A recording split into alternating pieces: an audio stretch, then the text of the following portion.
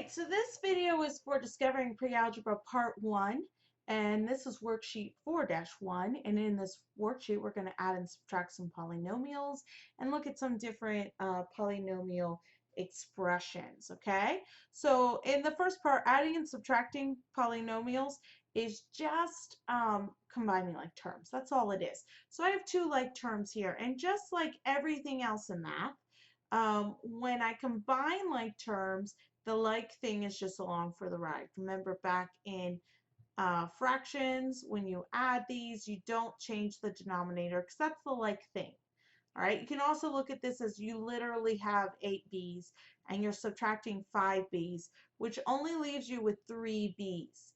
It's just a single thing, okay? Whereas in multiplication, they're groups of things, which I'll show you when we get to that worksheet, which is, I think, like, that doesn't start till worksheet 4-4, if I remember correctly. All right, so I have the same variables, so these are like, and I can subtract them.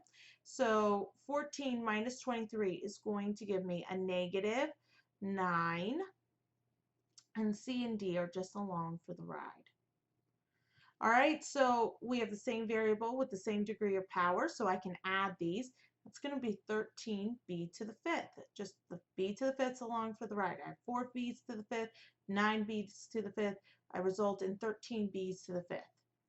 All right, negative 2 plus 5 is going to give me a 3, and the x squared y is just along for the ride because they're just things that I'm adding or subtracting. All right, so I have a couple different things going on here. These two are like, so I can get those together. I should probably have enclosed that addition too, but that's okay. 7 minus 3 is a positive 4b squared. Can't combine anything else, so I'm done. All right, I can combine these two. So negative 16 plus 5 is a negative 11y squared plus the 9. All right, all of these are like, so it's a negative 21 minus 12 more is going to be a negative 33 plus 1t squared. So that's only going to help me 1, and that's going to make it a negative 32t squared. All right, in this one, it's 45 minus 7, so that's going to leave me with 38xy squared. Right here, it's adding up that debt, and I have a negative 33b to the second. Now let's talk about what makes a polynomial and doesn't.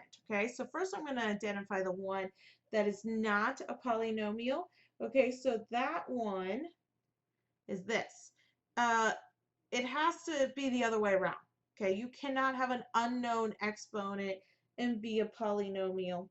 So, so this one is a no, because you cannot have a variable exponent. I'm just going to go through and do the no's first. And so because of that, I can't classify it because it's not even a polynomial. The other one that isn't a polynomial is this one. Negative exponents are you're not allowed negative exponents in polynomials. And that in being a polynomial is just a vocabulary term. It's just a organization of it, okay? So no, because you can have no, negative exponent. It's a no because you can't have a negative exponent. It has that, so it's not 1. So that means the others are yes. Yes and yes. All right, so in the first one, we see that the highest degree of power is a 2, and it has 2 terms, so it's a second degree binomial.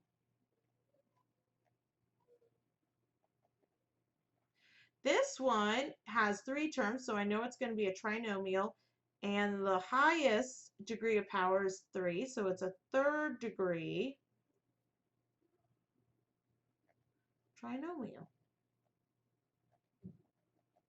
All right, keep practicing this until you feel comfortable with the skill, and I'll see you in class.